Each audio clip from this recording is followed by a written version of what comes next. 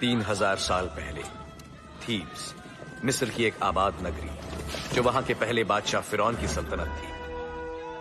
उस सल्तनत में ताकतवर इम्होटेप भी रहता था, जो फिरौन का अजीम पादरी था, जिसमें काले जादू से मुर्दों में जान डालने की काबिलियत थी। वहां अंगसुनामुन भी रहती थी, जो फिरौन की माशुका थी। बादशाह फिरौन के अलावा कोई दूसरा आदमी उसे छू नहीं सकता था।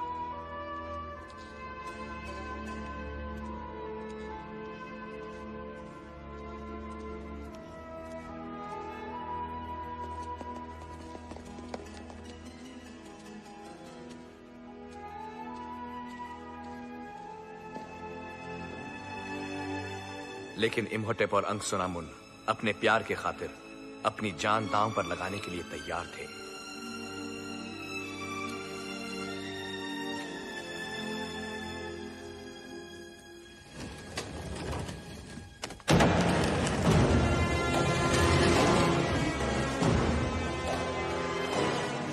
आप लोग यहां क्या कर रहे हैं?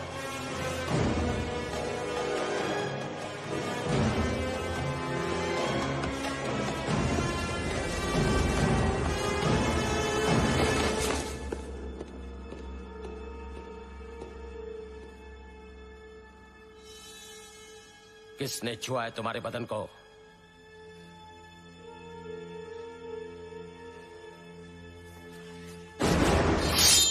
इम्होटेप, मेरे पादरी।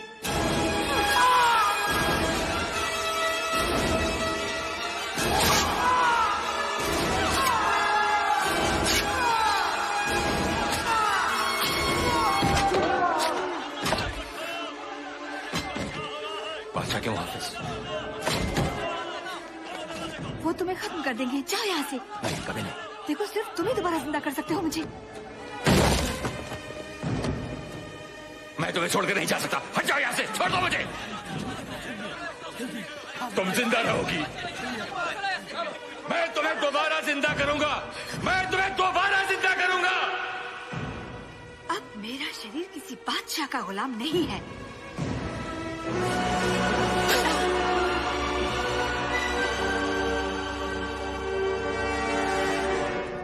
अंगसुनामुन को दोबारा जिंदा करने के लिए इम्होटेप और उसके साथियों ने तहखाने में घुसकर उसकी लाश चुरा ली।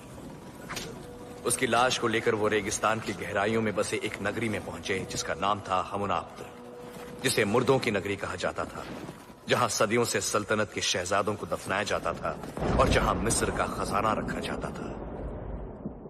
प्यार की आग में जल रहे इम्होटेप अपने साथ तहखाने में काले जादू की वो किताब भी ले गया, जिसकी मदद से वो अंगसुनामुन को जिंदा करने वाला था।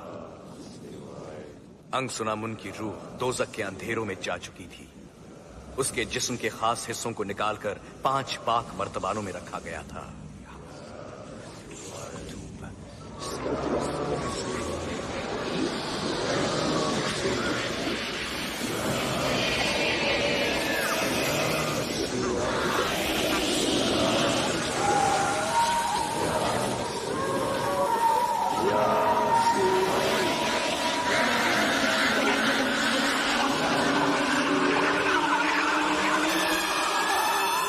अंगसुनामुन की रूह नर्क के अंधेरों से लौट आ ही रही थी कि बादशाह के मुहाफिजों ने इम्होटेप का पीछा किया और अंगसुनामुन को जिंदा करने से पहले ही उसे रोक दिया।